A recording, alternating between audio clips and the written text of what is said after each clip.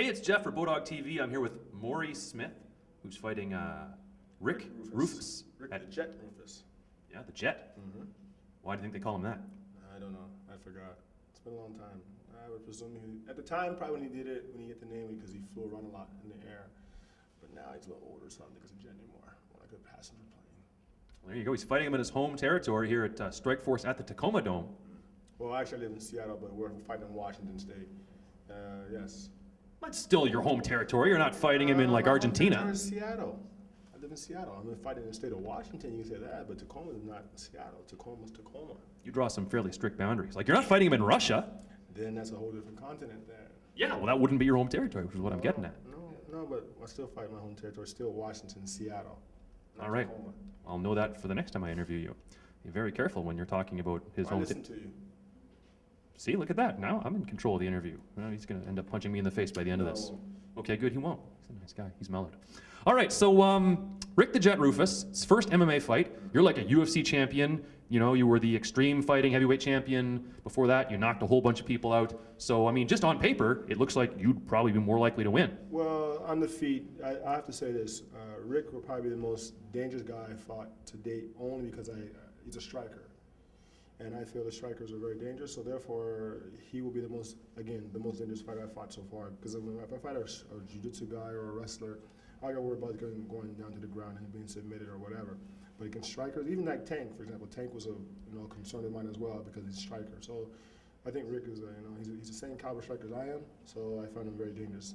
But on the ground, I would definitely be more superior. Yeah, so maybe you're going to take him down. I'm just going to fight. We're going to fight a good fight, and eventually we'll end up in a clinch. And if we end up on the ground, I should probably be successful. Or maybe he's gotten a good takedown defense. Who knows? But my focus is to win a fight. So you don't believe in that whole fight an opponent where he's weakest sort of thing and just tackle the striker? No, I mean they got to learn to shoot, and that hurts. Shooting hurts. No, I think you can if we end up fighting on our feet, we will end up being clinched eventually, and then we work from that point there. I don't have to waste energy trying to shoot on him. I can fight him on his feet as well. I mean, we are equally good on the feet. So we fought last time in 2003. We fought in K1, and he dropped me in the second round. And I got up and I continued to fight. But again, I know what he's about. He's probably going to run for most of the fight. He's a mover, and I think if like I said, we will end up clinching at some point, and at that point we can deal with the game at that level. Yeah, I've seen him do some kickboxing before, and he's like you say, a counter striker. He waits you to make the move, and then he like counter strikes. So how do you fight a counter striker? Because if you try to counter strike a counter striker, then nobody's striking. No, I think you got to be in the person's face and just continue to come at them, and then you can only counter so long. You have to be aggressive one way or the other. But again, this is a whole different game for him. This is his first time fighting MMA, and I'm sure he's a little nervous, especially if we go to the ground. If we stay on our feet, he'll be comfortable. But then again, so will I. So I'm not really worried about like I said, my only focus is worrying about his striking. And again, even though he dropped me last time, that was a mistake on my part. It wasn't anything really good on his part. It was a mistake on my part for not having the defense that I should have had. But I'm very excited about the fight still. But again, right now I'd say he's the most dangerous guy for me today. Mm-hmm. Not a wrestler, not a jiu-jitsu guy, a striker. Those are the ones that I'm concerned with more than I do anybody else. All right, so let's do the dramatic part of the interview, where you look at the camera, you pretend the camera is your opponent, and then you say something to your opponent. Ooh, good luck. Well, that wasn't very... That's me. Well, I mean, all this stuff here doesn't mean you're going to win a fight or lose a fight. I'm just going to have a good fight, and it doesn't mean how mean I look or how happy I look. The end results will be the end results. So this is just more for play. All right. Maurice Smith, Jeff Mazzares, Bodog TV. All right, that was the interview for the official pre-fight. Now we're just going to talk about you for a while, if you don't mind. All right, Maurice Smith. Okay, good. Yeah. Excellent. All right, Maurice Smith. So you've been around MMA longer than... Well, you were in kickboxing before. Then you started doing mixed martial arts, started in pancrase. Correct. In 1994? I believe so, 93, 94. Yeah. And then you couldn't, because that was under pimp slap rules. No, but I wasn't... At that time, I had no experience in submission at that point. I just kind of helped... I was there to help promote pancrase through my name value. But, I wasn't the athlete I am now in submission, nowhere close. But, it was still exciting for me to experience it. I guess you can say it kind of preluded me to become where I'm at now. Yeah, and then you started off in Pancrase, which, like I said, had pimp slap rules. You couldn't. Well, you actually, couldn't no. I punch. started off in UWF initially in Japan when I fought Suzuki, Minoru Suzuki in a mixed fight. It was kickboxing versus submission. Then I got to Pancrase, and then from Pancrase came Extreme Battlecade, and then from Battlecade became UFC, and then from UFC it became IFL, and from IFL it became Strikeforce / Bulldog, or whatever you want to word it. Yeah, Bodog Fight Prevents. Okay. Strikeforce, whatever. Okay, how are you going to do it? So that was sort of the fast forward version. So let's break it down, if you will. Go ahead. So you fought Suzuki in the UWF. That's where he was wearing. You were both wearing boxing gloves. No, he didn't wear boxing. That was UWF was I wore long pants and he wore shorts. And then for the fight you're referring to, that was Pancrase. Oh, okay. Because I saw one where he was wearing boxing gloves, or you were wearing it, and he armbarred you, and then there was one where you knocked him out. That was all Pancrase. Okay, we knocked him out. Okay, that was all Pancrase at that time. So we'd fought approximately 4 times. Yeah, but only MMA nerds like me even know who Minoru Suzuki is. So let's get to the good stuff. You fought Baz Rutten, you fought Ken Shamrock. And then Minoru Suzuki, then I fought Fouquet, and I fought, what's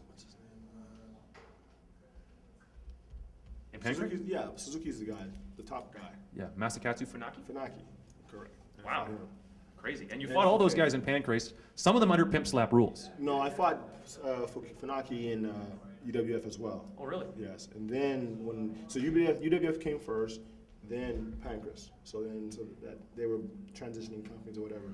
So I fought twice. I fought Funaki twice in UWF, and then I fought Suzuki 3 times in Pancrase.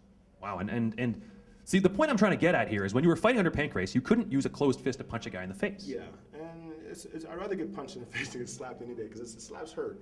But no, again, at the time that I was transitioning to that style of fighting in a sense, my submission skills were nowhere near where they are now. My understanding of the game was even nowhere near where it is now. But again, it kind of transitioned that way.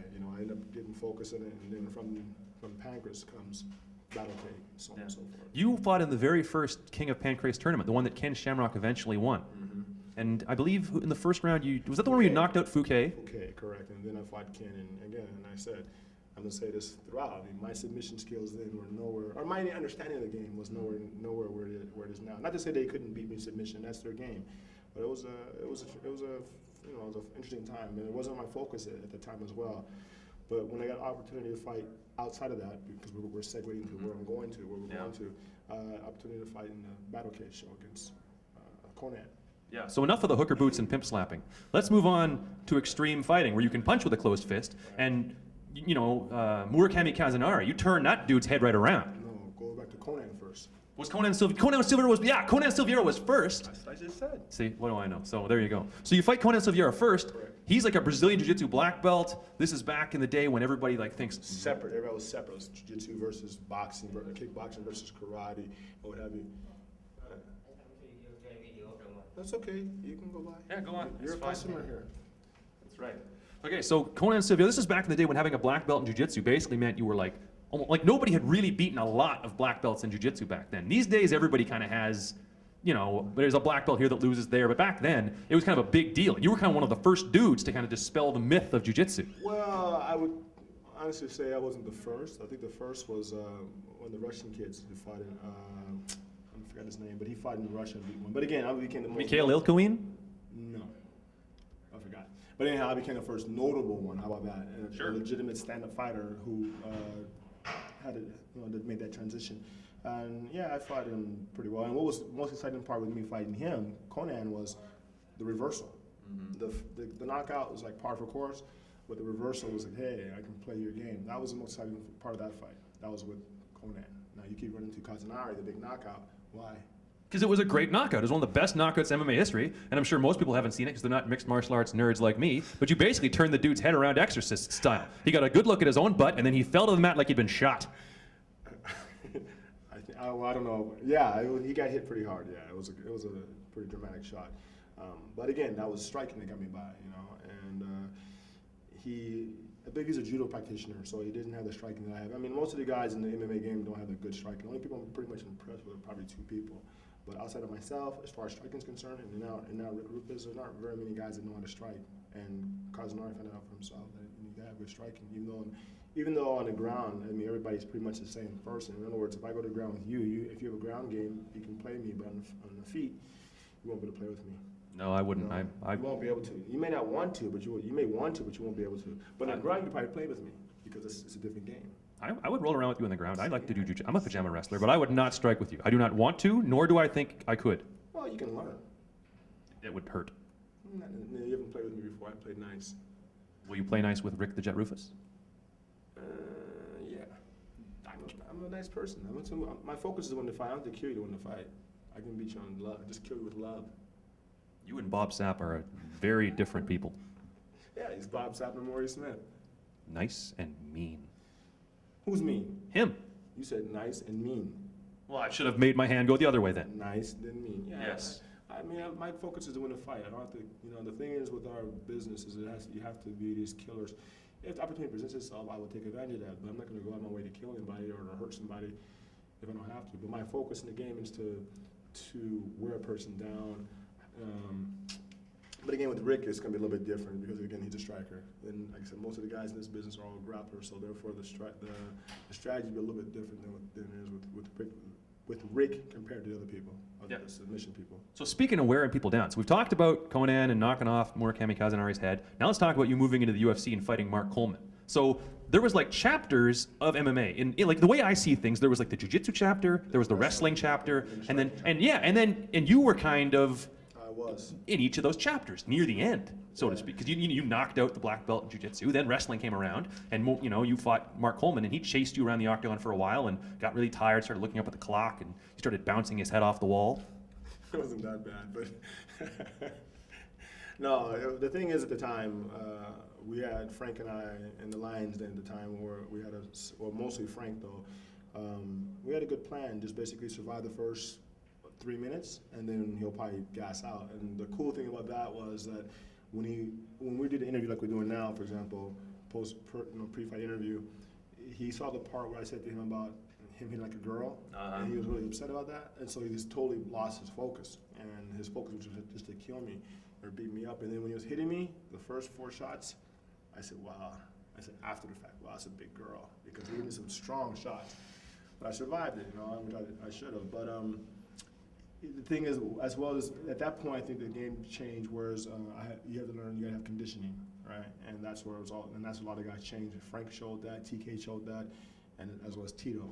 And now everybody's kind of getting catch that area. I believe now I think you have 2 fighters in the business now that I think are one of the best strikers in the business now. Not necessarily kickboxing level, but for MMA level, and that would be St. Pierre and Silva. I think they're the best strikers. Anderson Silva, the best strikers in the business. They're more complete, and that's where the game needs to go towards. Because everybody else is there's no artistry into the game. I like the art of fighting. It's not so much I have to kill you, like I said earlier. But I like the art of the game, and a lot of guys don't have that part of the art figured out.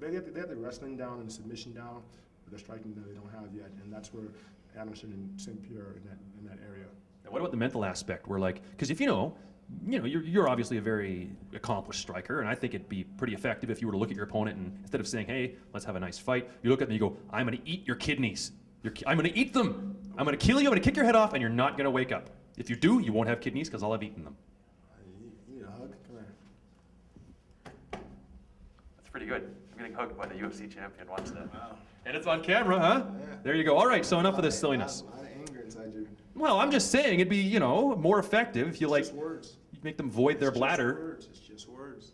You gotta perform. I mean, you can, like I said, you can sit here and talk. I mean, I can talk and build the fight up and so on and so forth. But the bottom line is my performance.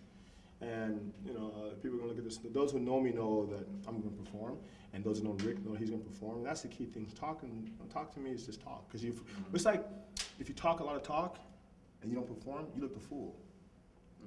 So why talk that talk if you don't perform that well? I'm not saying I can perform that well. I'm just saying that I prefer to do my talking there, unless we're in a more of a situation where we're just talking.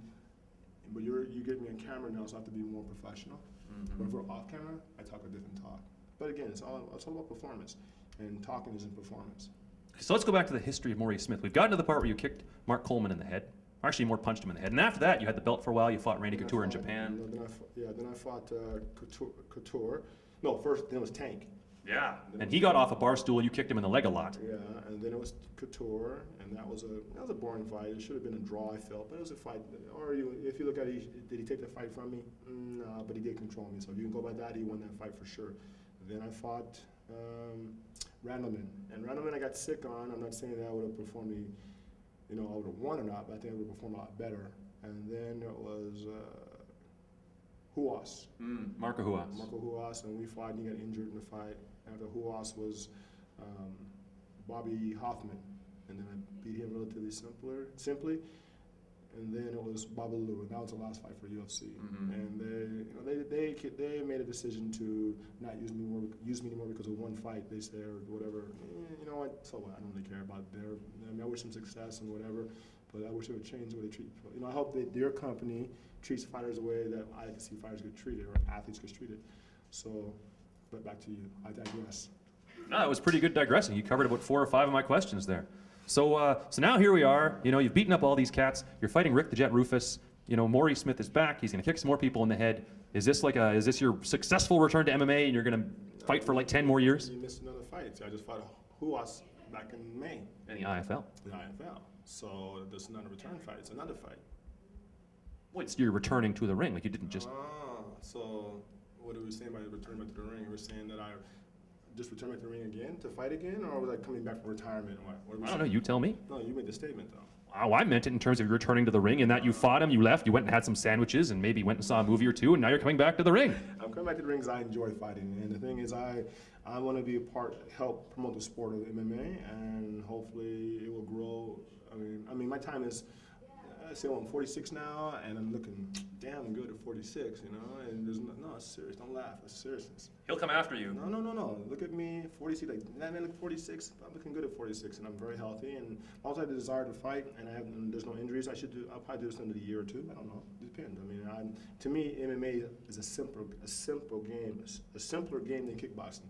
So to me, it's a vacation because I'm not going to get hit that much in the face compared to say. If I'm in kickboxing, where the focus is to kick me, punch me. MMA, I get a vacation to me. I don't mean to demean it, but I think it's easier on my body. So is it harder to do MMA against a kickboxer like Rick Roufus? I've never done it against a kickboxer like Rick Roufus, so I'll see.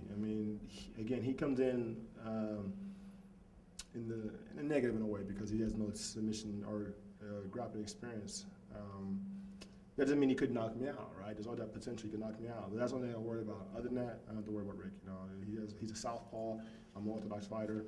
He's a good fighter. He's been around as long as I've been around, and I don't foresee him what happened last time because now he's gonna be more afraid of me because he's got to worry about being taken down. So it's gonna change his game a little bit. You got to. It's a weird game because if you're a kickboxer fighting a wrestler, you can't commit the same way, or a jiu-jitsu guy. Whereas in this case, Rick knows I'm a kickboxer, but no submission and grappling. So he's got to change his game a little bit. It's going to be kind of hard for him, I think, for first. Regardless of if he catches me or not. If he doesn't catch me, then and he doesn't run all the day, it'll probably be my win. But for him, it's going to be kind of scary because he doesn't. It's like I was when I went to the game. He's only I think he has about maybe less than a year experience.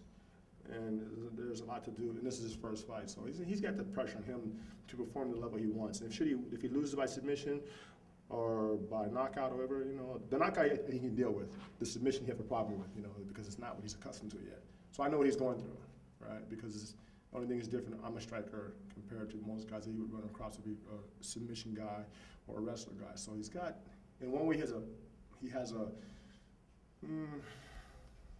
little bit not to worry about because I'm not going to shoot in on him. I'm not going to shoot in at all.